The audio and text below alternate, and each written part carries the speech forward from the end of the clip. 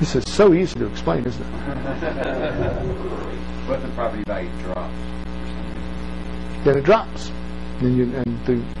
See, what the theory is, we're going to increase the sponsor's take along the way for performance. What if the property doesn't go up in value and actually maybe goes down a little bit in cash flow? The sponsor doesn't get any increases. And in fact, the preferred return will probably use up all the money. So the sponsor won't get diddly squat. Unless the sponsor puts up money, which is possible, and then the sponsor would get preferred return. The first really serious spreadsheet that I devised to predict this, to predict the internal rates of return in future years, was for a syndicating company in Beverly Hills. I took a couple hundred hours and they paid me. They didn't pay me enough. But what was I going to say?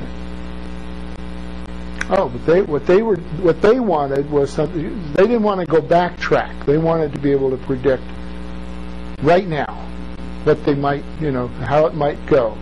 Now, in terms of how they pay out on the real numbers. But in order to show this to a client, to show them what kind of return they're going to get on their money, they needed a measuring device, and so I created one for them.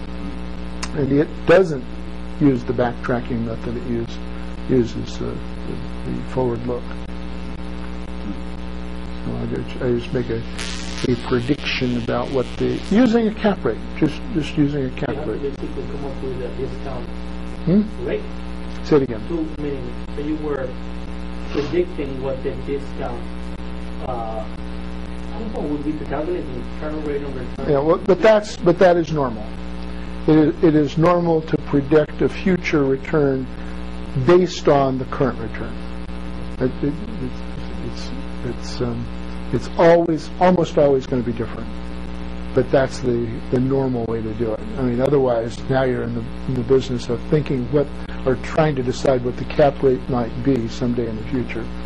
It is normal, and almost everybody does it this way, to say, if I could buy it for 8% today, I'm not going to predict that I can sell it for 6% in the future.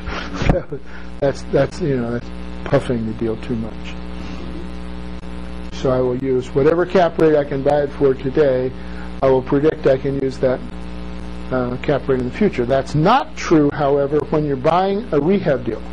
If you're buying, let's suppose you're buying Class B or C apartment unit, and you're going to do $1 million, $2 million worth of renovations, and you're going to move up the income stream and so forth, and you will use probably a different.